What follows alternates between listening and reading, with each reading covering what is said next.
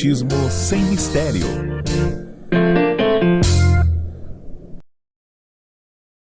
Olá pessoal, estamos iniciando o programa Espiritismo Sem Mistério, estudando o Livro dos Espíritos.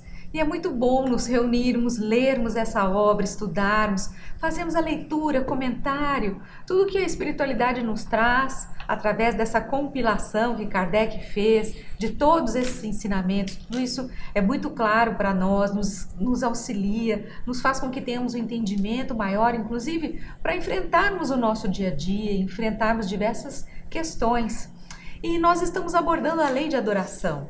No programa anterior falamos sobre a adoração voltada, como nós víamos antigamente, as pessoas adorando deuses e diversos deuses. Então, o chamado politeísmo, aquela devoção a seres, e são muitos seres, isso aconteceu na antiguidade. E em alguns lugares, até mesmo hoje em dia, ainda existem pessoas que acreditam nisso. Mas o que nós vimos é que depois veio o surgimento da unicidade de Deus, dessa modificação do pensamento, fazendo com que as pessoas se voltassem a esse Criador, a essa força divina, única, que criou a todos nós e criou a todas as coisas. Mas enfim, dentro dessa lei de adoração, então, nós no programa anterior falamos a respeito dessa adoração a diversos deuses, e nós sabemos que isso não era o mais correto, e aí sim, tudo se desenvolveu dentro desse tema. Foi num capítulo muito específico, e eu tenho certeza que se você assistir, você vai gostar bastante. Hoje nós daremos continuidade a esse tema, abordando outras questões que ainda ocorrem dentro da lei de adoração no Livro dos Espíritos. Para quem não me conhece, eu sou Solange Salman Godoy, junto com o nosso querido André Luiz Ruiz. Como vai, André? Olá, Solange. Olá, queridas irmãs, queridos amigos. Esta oportunidade de tratarmos da lei de adoração nos ajuda a compreender várias questões, inclusive a nossa forma de ligarmos-nos a Deus. Algumas pessoas têm hábitos que obtiveram dos seus ancestrais e que às vezes não lhes tocam o coração. Cumprem ritualismos, cumprem cerimônias e continuam se sentindo vazios. Então, o que nós vamos aprender aqui nessa lei de adoração é justamente o núcleo, a essência da nossa forma de nos ligarmos a Deus, que depois Allan Kardec vai amplificar, vai aprofundar, vai dar uma visão muito mais completa na outra obra básica que ele escreveu sobre este terceiro livro dos Espíritos, terceira parte, que é o Evangelho segundo o Espiritismo. Nós temos alguns capítulos do Evangelho que ensinam a gente orar, a ligarmos a Deus. Buscai e achareis, pedi e obtereis. Como fazermos a oração, como nos ligarmos ao Criador. E ele vai desenvolver isso, essa lei de adoração, também aqui no Evangelho, muito mais profundamente. Porém, nós estamos dentro do contexto do Livro dos Espíritos, que agora vai nos oferecer um outro tema que também é bastante impactante. O tema ligado aos sacrifícios. Sacrifícios, era da tradição antiga que nós oferecêssemos coisas. Mas antes de a gente dar início a esse trecho, nós vamos dar a você de novo o nosso primeiro slide, mostrando as 3 coisas que através da oração nós podemos fazer. Você verá na tela. Nós sempre fazemos um comentário com vocês sobre essa abertura, sobre a escadaria luminosa representando essa luz divina que nos banha, e todos nós aqui, alguns pedindo, outros agradecendo, outros louvando ao Senhor, louvando a criação, louvando a natureza, louvando essas belezas todas que nos envolvem, que nos abençoam. Então, é um slide bastante inspirador para que nós tenhamos em mente todos esses conceitos e a importância de nós louvarmos, de nós agradecermos, mais do que até mesmo de pedirmos, mas que nós estejamos sempre voltados a essa conexão com a divindade, com espíritos superiores, que tudo isso faz com que nós recebamos esse banho de alimento para as nossas almas. Aí você vê a pessoa, a mão do lado esquerdo acima, com as mãos estendidas para pedir. À direita, as mãos unidas para agradecer. E embaixo, as mãos abertas, os braços abertos, louvando a bondade de Deus pela atmosfera, pela nuvem, pela chuva, pelo verde, pelo alimento, pela luz do sol, por esse dourado que nos remete à riqueza divina. Então, estes são os 3 aspectos e nós recomendamos que todos nós possamos lembrar não somente do primeiro gesto lá à esquerda acima, que é de estender a mão pedindo, que nós lembremos-nos de agradecer e também de reverenciar a divindade como uma maneira de nós reconhecermos a grandeza que existe no universo, que é muito maior do que a nossa própria individualidade. Então agora a gente vai dar início ao estudo de hoje com o primeiro slide, na sequência, o slide 2, falando sobre sacrifícios. O uso de sacrifícios humanos remonta à mais alta antiguidade. Como o homem pôde ser levado a crer que semelhantes coisas pudessem ser agradáveis a Deus? Essa é uma pergunta interessante. Kardec, é preciso que nos recordemos, ele está no século XIX, e o século XIX não estava banhado ainda pela luminosidade do raciocínio na fé. Ainda havia muito dos resquícios das maneiras de ser dos antepassados, da forma ainda primitiva da relação com Deus, do modo de agradar aqueles que são superiores a nós. E quando isso acontece, nós até hoje também temos comportamentos semelhantes, a gente quer fazer com que aquelas pessoas que são mais importantes, que estão em um patamar de superioridade, seja moral, social, emocional em relação a nós mesmos, sejam aquinhoadas com coisas boas, com coisas assim que marquem, que demonstrem a nossa gratidão. Havia uma situação muito interessante na época, Solange. Havia uma situação interessante com o Chico Xavier. Porque o Chico era uma criatura muito procurada, era muito querida. E todo mundo que ia ao Chico Xavier queria dar algum presente para ele. E, obviamente, dentro da visão da gratuidade, Chico Xavier não recebia, não aceitava. Mas isso chegou a tal ponto de incômodo que ele resolveu fazer diferente. Quem nos conta isso é o próprio Alípio Gonzalez, nosso querido irmão, que agora está do outro lado da vida, nos ajudando. Ele conta que Chico Xavier tinha, lá na sala em que ele recebia as pessoas, ele tinha uma mesinha que o Alípio chamava que era uma mesa de compensação. Era uma mesa de compensação. Então a pessoa vinha trazer para ele um presentinho. Não adiantava ele falar, não posso, não sei o que lá. Então a pessoa ficava ofendida, ficava chateada. Então o que o Chico resolveu fazer? O Chico pegava o presentinho, agradecia, punha na mesinha de compensação. Passava mais um tempo, 3, 4, 5 pessoas mais adiante, ele achava que aquela pessoa precisava de alguma coisa, ele pegava aquela coisa que ele tinha recebido e dava para ela. Ou a pessoa dava uma coisa, o Chico pegava alguma coisa e dava para a pessoa. Sempre diante dos olhos de todo mundo. Era uma mesinha de compensação. Para que ele não ficasse nem sendo assim, desrespeitoso com o carinho de quem queria lhe dar o presente, nem ele aceitasse para si alguma coisa que não era para ele. Ele admitia que era para a doutrina, e então ele depois pegava aquilo e entregava para alguém.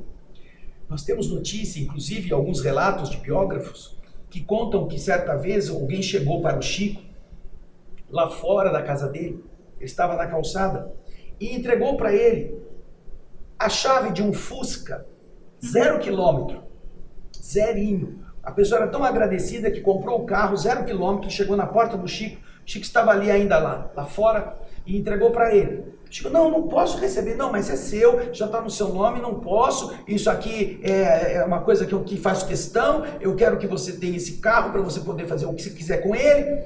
Aí, nesse meio tempo, está passando uma pessoa que está com uma carriola vendendo fruta. Uma pessoa humilde, que não tinha veículo para nada, levava uma carriolinha de porta em porta. E o Chico então disse: fulano, o Chico conhecia ele. Fulano, vem cá um pouquinho, você tá bem, tudo bem? Você tá aí com essa carriola? É, Chico, eu tô com carriola porque eu não tenho como transportar nas coisas mais, porque não tenho veículo, não tenho carro. Falei assim: não tem problema, ó, pega esse carro para você. Entregou o carro pro cara, na hora. Deu um Fusca pro rapaz da carriola, que obviamente ficou surpreso, não queria acreditar que alguém lhe estava dando um carro muito valioso para a época. E então depois fizeram os papéis lá para o Chico passar para o pobre irmão, que ia dar ao carro um fim útil para ele poder sustentar sua luta com a sua família.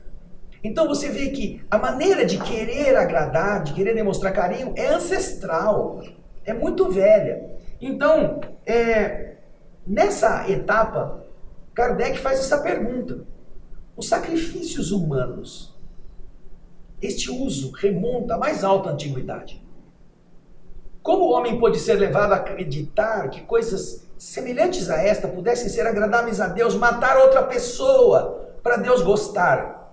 Vamos ver a resposta? Vamos lá. Vamos lá. Primeiro, porque eles não compreendiam Deus como sendo a fonte da bondade. Lembremos-nos que os homens faziam oferendas a Deus, ou faziam rezas a Deus, antes de invadir outros povos, para matar o seu semelhante. Cada povo tinha o seu Deus que eles pediam na guerra para que os defendesse. Então, naturalmente, para eles, Deus não era a expressão da bondade. E mesmo porque, em muitos casos, eles tinham medo de Deus e faziam isso para aplacar a fúria, a ira de Deus. Então, eles tinham medo, era uma forma de você compensar. Entre os povos primitivos, a matéria vence sobre o espírito. Eles se abandonam aos instintos da brutalidade e é por isso que são, geralmente, cruéis, porque o senso moral não está ainda desenvolvido entre eles. Na continuidade, vamos ver o que eles explicam. Depois, os homens primitivos deviam acreditar naturalmente que uma criatura animada, uma criatura que tivesse vida, tinha muito mais valor aos olhos de Deus do que uma coisa sem vida, um corpo material. Foi isso que os levou a, primeiro, matar os animais, imolar os animais, e mais tarde, os homens. Uma vez que, segundo suas crenças falsas, eles pensavam que o valor do sacrifício estava em relação com a importância da vítima. Matar uma pomba era menos importante do que matar um cabrito. Matar um cabrito menos importante que matar uma vaca. E assim, matando os seres, eles achavam que quanto maior fosse o objeto da sua devoção, da sua entrega, mais isso ia agradar a Deus. E então, matar um ser humano, que era o ser mais inteligente, deveria ser o prêmio mais cobiçado do Criador, não é? Então, agora continua Kardec nos trazendo a resposta dos espíritos no próximo slide. Na vida material, tal como vocês agem geralmente, se oferecem um presente a alguém, o escolhem sempre de um valor tanto maior quanto querem testemunhar mais amizade e consideração à pessoa. Devia ocorrer o mesmo com os homens ignorantes em relação a Deus. Aí a gente vê então como Kardec está permitindo que os espíritos nos expliquem até mesmo o nosso psiquismo, a nossa psicologia. Você tem uma pessoa importante, você vai receber uma pessoa importante na sua casa.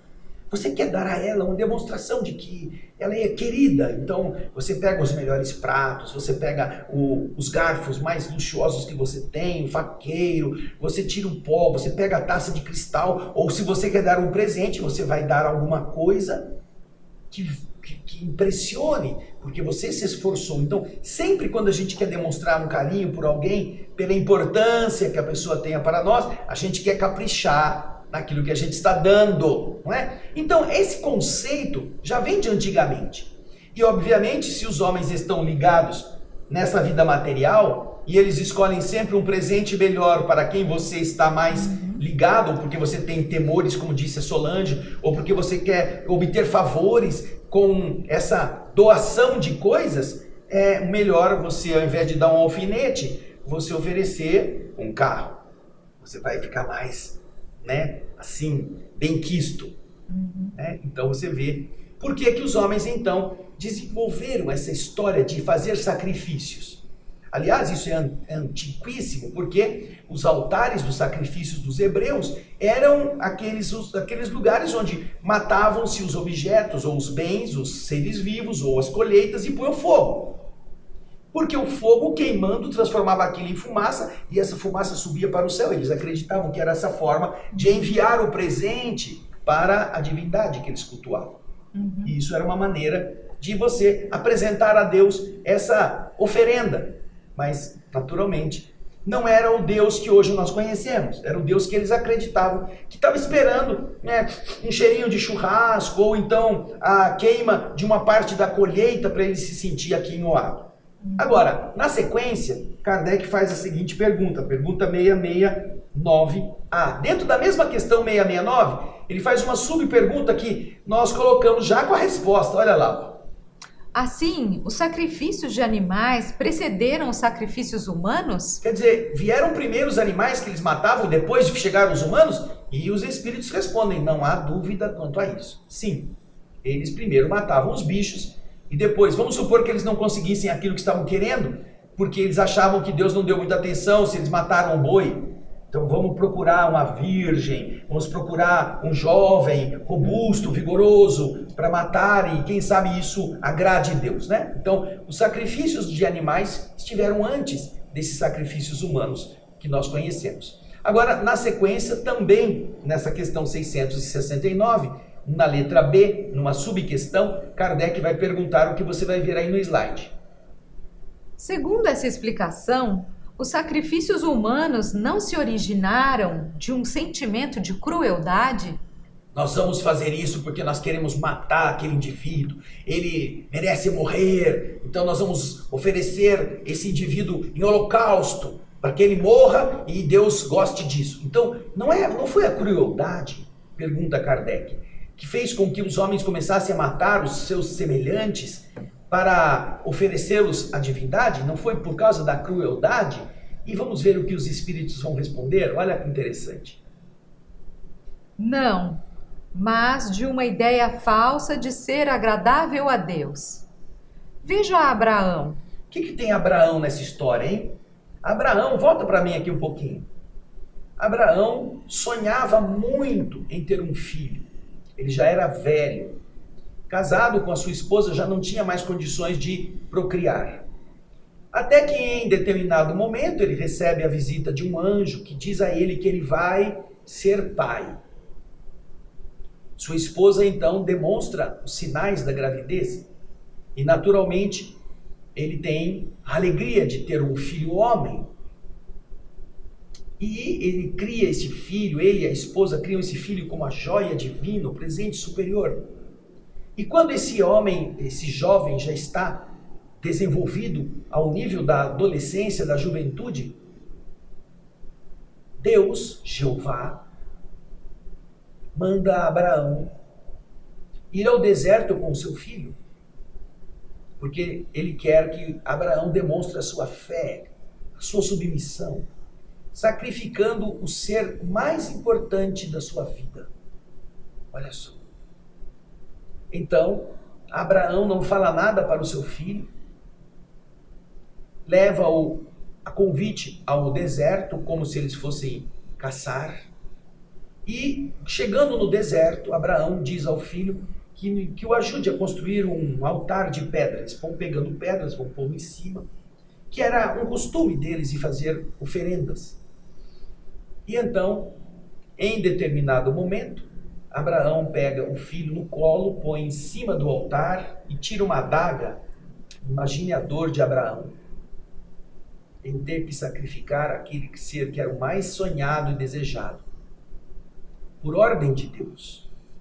Então, quando Abraão levanta o braço para desferir o golpe, ele escuta a voz de Deus, como diz a Escritura, que diz a ele: estou satisfeito da demonstração de fé que você tem em mim.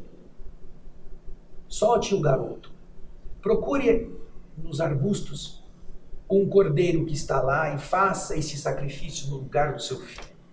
E nós estaremos então unidos numa aliança. E a sua descendência, pela fidelidade, haverá de cobrir toda a terra, como cobrem o céu as estrelas da noite. Então você vê, ele cita Abraão numa demonstração de que antigamente era uma forma de demonstrar a Deus sua submissão. Ele não está fazendo isso com o filho porque odeia o filho, porque o filho é um marginal. Não. É a coisa mais amada por ele. Mas se Deus está pedindo esta prova da sua fé, Abraão não titubeia. Então observemos que a resposta que os Espíritos estão dando a isto é justamente aquilo que o homem pensava que seria agradável a Deus. Ele faria o melhor, ele daria a coisa mais preciosa, uma parte melhor da sua colheita, ele queimaria em gratidão. Não tem nada a ver com ódio, com desejo de punir aquela pessoa. Aliás, você vai ver, Solange, em inúmeros reportagens falando dos sacrifícios antigos, que aquelas pessoas que iam ser sacrificadas, elas tinham uma noite ou uma semana de orgias. Elas eram aquinhoadas com todas as festas, com todas as luxúrias que eles desejassem, comidas, mulheres, lazer, prazeres, porque chegando ao final daquele período, ele seria sacrificado. Era uma dos rituais. Então, continuando a resposta, vamos ver na tela. Depois, os homens abusaram, imolando seus inimigos, mesmo seus inimigos particulares. De resto, Deus não exigiu jamais sacrifícios, não mais de animais do que de homens. Ele não pode ser honrado pela destruição inútil de sua própria criatura. Ora, olha essa lógica. Como que podemos esperar que Deus se sinta feliz quando ele pede aos homens que matem-se uns aos outros, que foi ele mesmo que criou? Imagina que você, para ser feliz na sua família, como mãe, como pai, você fala para um filho: meu filho, vai lá e corta o dedo do seu irmão, porque eu quero que você demonstre para mim que você me ama. Quer dizer, você acha que isso é amor?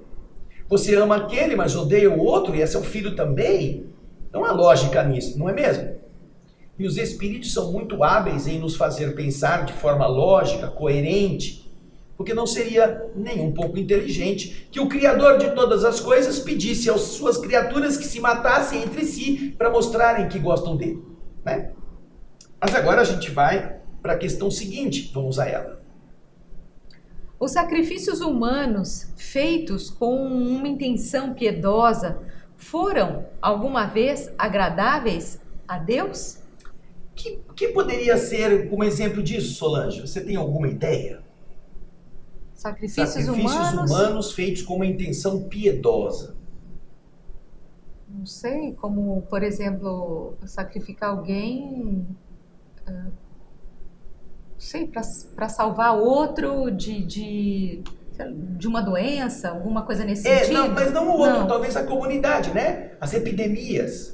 Eram muito comuns, a morte ou a fome. Então, para que toda a comunidade sobrevivesse, se os homens ignorantes imaginassem que era um castigo de Deus, a falta da chuva ou a chegada da doença, talvez eles tivessem um interesse piedoso de sacrificar um para salvar todos. Não é? É uma intenção piedosa. É alguma coisa que você escolhe como se você realmente, com aquilo, impedisse um mal maior. Agora, Kardec pergunta: mesmo quando o sacrifício é feito com uma intenção piedosa, isso alguma vez foi agradável a Deus? Vamos ver a resposta? Interessante. Não, jamais. Mas Deus julga a intenção. Os homens, sendo ignorantes, poderiam crer que faziam um ato louvável, imolando um de seus semelhantes. Nesse caso, a Deus não interessava senão o pensamento, e não o fato. Melhorando-se, os homens deviam reconhecer seus erros e reprovar esses sacrifícios que não deviam mais entrar na ideia de espíritos esclarecidos. Eu digo esclarecidos Porque os espíritos estavam então envolvidos por um véu material. Mas, pelo livre-arbítrio, eles poderiam ter uma percepção de sua origem e de seu fim. E muitos compreendiam já, por intuição, o mal que faziam, embora só o praticassem para satisfazer suas paixões. Nós estamos vendo como é que os espíritos tratam. Deus estaria vendo isso, mas não vendo como uma maldade, estaria vendo como uma ignorância a serviço de uma intenção positiva. Está lá, Deus julga a intenção. Os homens sendo ignorantes, como Jesus na cruz diz, Pai, perdoa-os, porque eles não sabem o que fazem. Mas os homens ignorantes podiam acreditar que aquele sacrifício fosse louvável.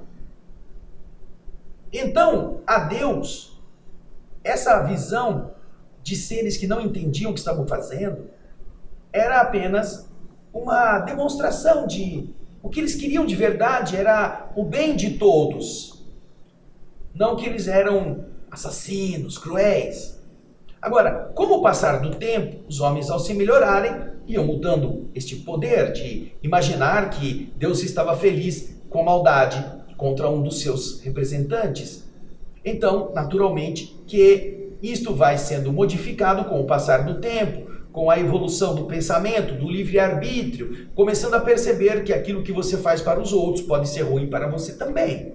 Não há, então, ao longo da existência humana, nenhuma base para que o homem pudesse justificar, mesmo quando achasse que é para fazer o bem, as atitudes agressivas contra um semelhante seu. Nem contra animais, nem contra colheitas, contra objetos. Porque Deus não está sendo aplacado na sua ira. Deus não tem as emoções próprias do ser humano. Deus quer que os seres humanos cresçam, que se transformem.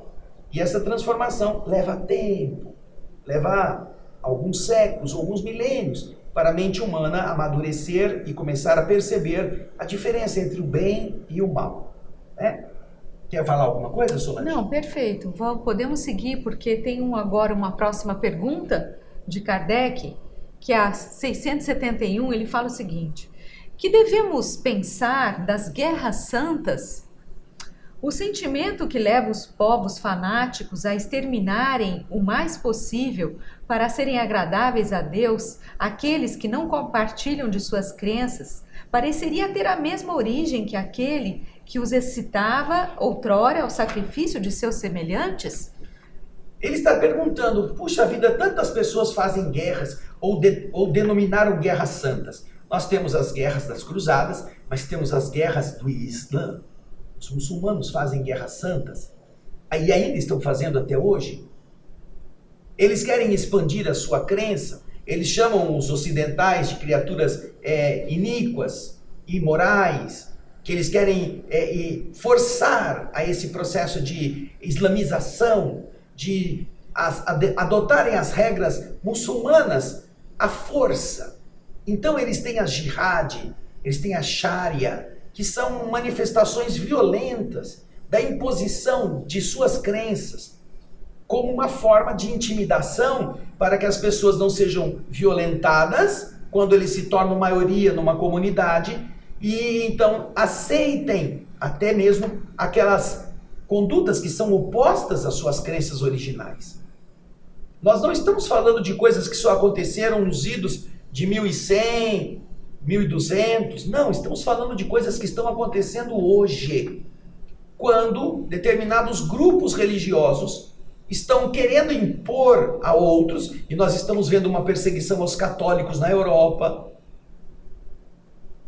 por força desses que estão querendo mudar a sociedade na paulada, no conflito, fazendo com que haja uma invasão dos conceitos islâmicos na sociedade cristã da Europa, com a desculpa de fugirem da guerra, da fome, da miséria. Isso é um plano, isso está tudo projetado para ser assim, e com isso transformar a sociedade ocidental numa sociedade islâmica. É o sonho deles, o califado. Eles querem fazer o califado. Mas se querem fazer isso não pela conduta amistosa, pelo convencimento, querem fazer isso à força. pela imposição, que faz com que as mulheres sejam submetidas a essas leis massacrantes, que todas as minorias sejam exploradas e exterminadas. Eles não admitem essa convivência fraterna que o cristianismo recomenda. Então, isso que nós estamos vendo na pergunta é exatamente aquilo que nós estamos vendo hoje também acontecer.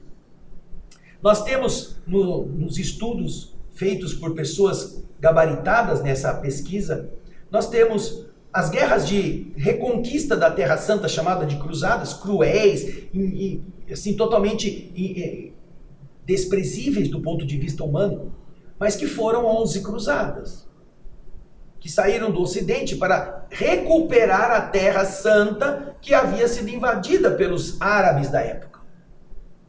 Nós temos então 11 cruzadas. E aí acabou. Mas você sabe quantas guerras santas até hoje ainda existem produzidas pelos muçulmanos no mundo? Mais de 580. Que ainda hoje está acontecendo.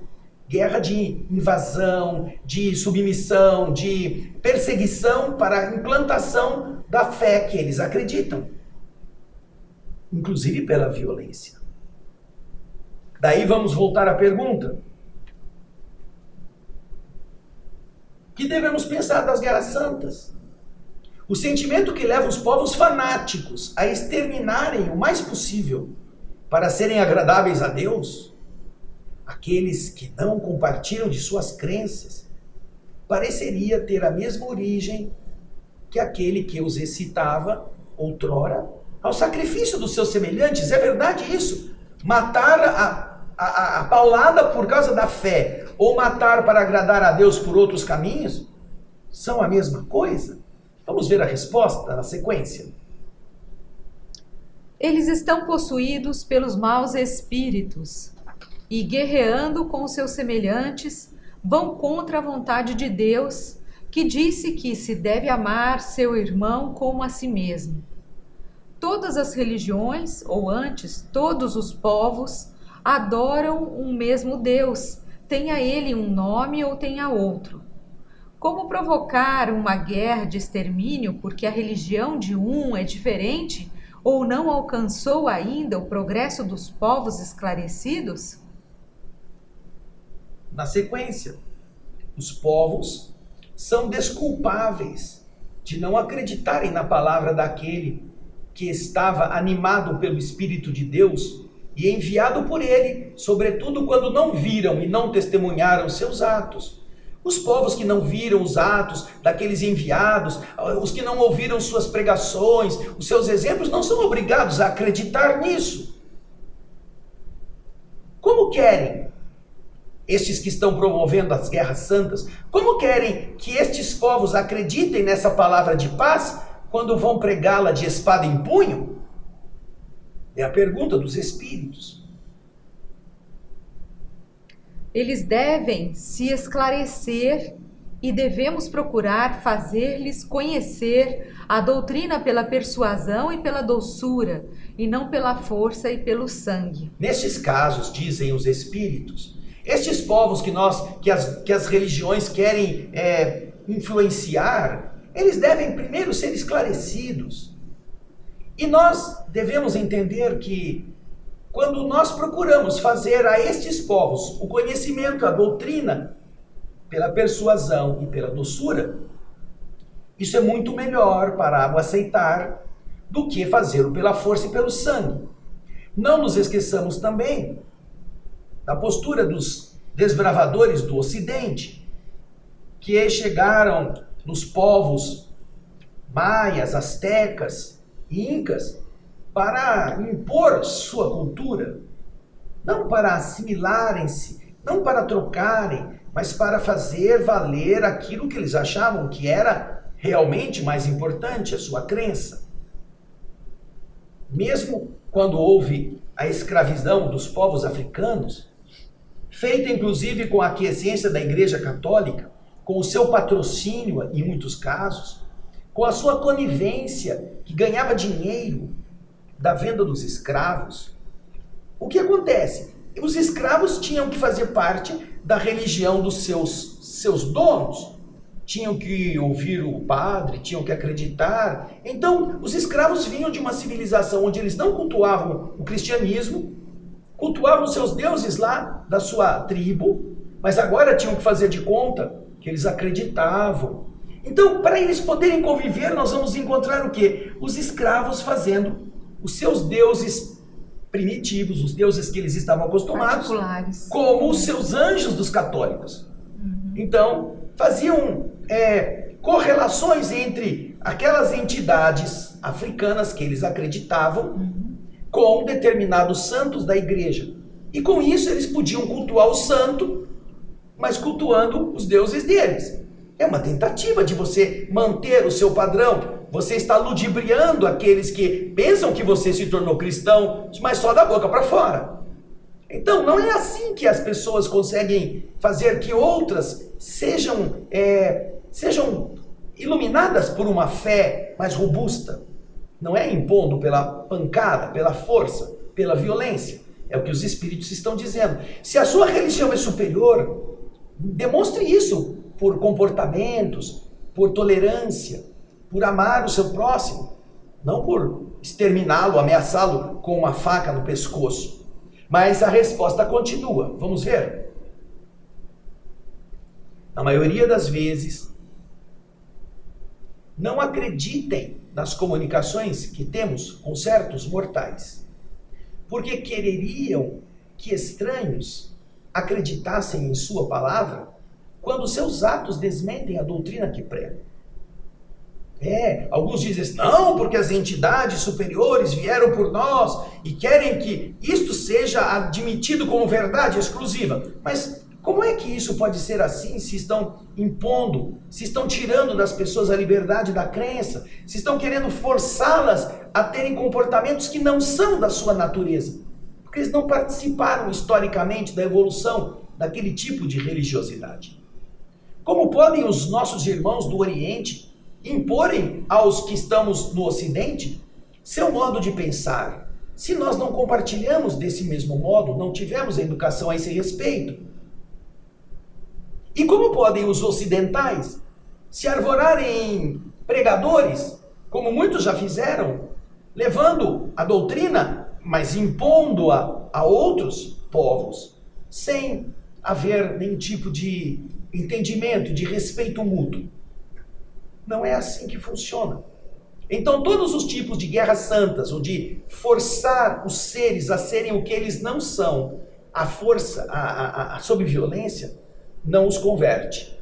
Apenas adia o conflito. Apenas cria aquele cenário fingido de que a pessoa admite e não cumpre. Inclusive, nas pesquisas que fazemos a respeito da Inquisição Espanhola, nós encontramos muitas referências nos processos inquisitoriais de pessoas que eram judias e que foram perseguidas pelo fato em si de serem judeus e que alegadamente, apesar de se converter ao cristianismo dos reis espanhóis cristãos, Isabel e Fernando, eles mantinham cultos. Eles mantinham dentro de seus lares, em grupos, as crenças hebraicas que eles diziam ter repudiado. E então, quando eram descobertos, ou quando alguém suspeitava, algum vizinho, mesmo que eles estivessem já convertidos ao cristianismo publicamente, mudado o seu nome para o nome cristão, ainda assim eles eram perseguidos, eram presos, ou eram julgados e executados, ou eles eram banidos, ou fugiam. Então, havia, e até hoje os documentos mostram isso, diversos padrões de julgamento entre aqueles que se diziam cristãos e infringiam as leis do cristianismo, aqueles que tinham se convertido, mas na verdade era apenas uma expressão superficial, realmente não viviam isto, e aqueles que eram maldosos mesmo, que abusavam da fé humana, da fé dos seus semelhantes. Isso está documentado na história religiosa da Espanha, nos processos da Inquisição. Qualquer um tem acesso a esses processos hoje. Você pode ler os textos que estão ali disponibilizados na internet. E você verá em quantos outros estudos também estarão traduzindo essa postura agressiva, intimidatória. Na época, as pessoas que eram flagradas com algum tipo de comportamento inadequado, elas eram julgadas, e quando a Inquisição as considerava culpadas por um delito não tão grave que não merecesse a morte, eles eram chamados a usar o que eles diziam Sanbenitos. Sanbenito, Solange, é como quando você vê na rua aquelas pessoas que andam com duas placas vendendo ouro, comprando ouro, né? Duas placas penduradas. Eles eram obrigados a vestir aquilo, mostrando que eles haviam sido condenados pela Inquisição. Seus nomes eram pendurados dentro da catedral, aquela família ficava marcada, todo mundo que ia na igreja via o nome das famílias que foram condenadas, e a pessoa tinha que usar aquela roupagem de inquisitado, né, ou de pessoa vítima da Inquisição, durante 1 ano, 2 anos, 3 anos. Andando com isso na rua, colocando uma bandeira na porta da casa da família para mostrar que a igreja tinha punido aquela família. Quer dizer, uma vergonha. Mas isso tudo por quê? Porque a igreja queria impor, mas quanto mais ela tentava impor na pancada, na agressividade, menos ela convertia as pessoas. Mais as pessoas se sentiam interessadas em fugir da igreja. Mais ódio geral. Porque ela negava aquilo que da boca para fora ela falava, que era o perdão das ofensas, a compaixão, o amor ao próximo. E hoje vocês vão encontrar em muitas regiões da Itália, da Espanha, uma verdadeira aversão ao cristianismo. Exato. Por causa disso. Aversão à igreja, aversão a padre. Como se Jesus tivesse culpa do que as pessoas fizeram em nome dele. Quando não tem. Então, naturalmente, que esse é um tema bastante atual. E é muito importante que a gente pense a respeito de como nós devemos nos relacionar com as pessoas, mesmo aquelas que não pensam como nós. Dando a elas a chance de observarem nossos atos, muito mais do que nossas palavras. E assim, observando se somos ruins, mas falamos de coisas boas, que aquilo que nós estamos falando não nos mudou, nem a nós mesmos, que vantagem eles terão em seguir-nos? Nenhuma. Mas se nossa atitude é de outra natureza, mesmo que a gente não fale qual é a nossa crença, as pessoas vão chegar e perguntar: escuta, qual que é a sua religião? Porque você está sempre de bom humor, você está sempre bem, parece que nada de ruim te acontece, e eu fico aqui desesperado por encontrar um caminho, mas você está sempre em equilíbrio. Você vai em alguma igreja? Você faz alguma coisa? De onde você tira isto? Não é? Isso converte. Não são o que nós falamos, as palavras que nós dizemos, são os nossos atos. Agora, nós ainda não terminamos esse tema, mas o nosso tempo já terminou. Solange Godoy. Já, né, André? Já fomos até o final aqui. Nós ainda temos um minutinho. Fica o convite para vocês conhecerem as obras que estão sendo lidas e comentadas num programa que se chama O Espírito da Letra. Estamos fazendo a leitura e o comentário da obra Mecanismos da Mediunidade e já estamos no capítulo 13º, vamos lançar o 14º. Todos os sábados temos capítulos novos abordando essa questão a respeito da mediunidade. Esse programa é feito pelo André Ruiz e ele, dentro do Espírito da Letra, você encontra já 10 obras lidas, analisadas pelo André Ruiz, mas são obras que são da mediunidade de Francisco Cândido Xavier e do Espírito André Luiz. Então lá você vai encontrar o Nosso Lar, Mensageiros, Missionários da Luz, toda aquela coletânea. Nós já fizemos 10 livros, 10 obras, estamos na 11ª. Então você poderá estudar com seus amigos, se aprofundar mais nessas questões espirituais, inclusive com, óbvio, o André Luiz Espírito nos traz todo esse conjunto, essa coletânea que está ligada também ao Livro dos Espíritos. Então não deixa de ser uma ótima oportunidade para nós estudarmos também. E deixamos aqui... Solange, isso eu gostaria de dizer, é alguma coisa que no nosso canal youtube.com/o Espírito da Letra, tudo junto, Mais de 10 milhões de pessoas já visualizaram os arquivos. Mais de 10 milhões. O YouTube nos ofereceu essa estatística, não fomos nós que inventamos. E isso significa que muita gente está encontrando, está buscando. Seja você mais um. Essas obras estão maravilhosas para nosso aprendizado, ok? É isso mesmo. Então, grande abraço. Grande abraço e até a próxima. Até o próximo Espiritismo sem mistério. Tchau, gente. Tchau, tchau.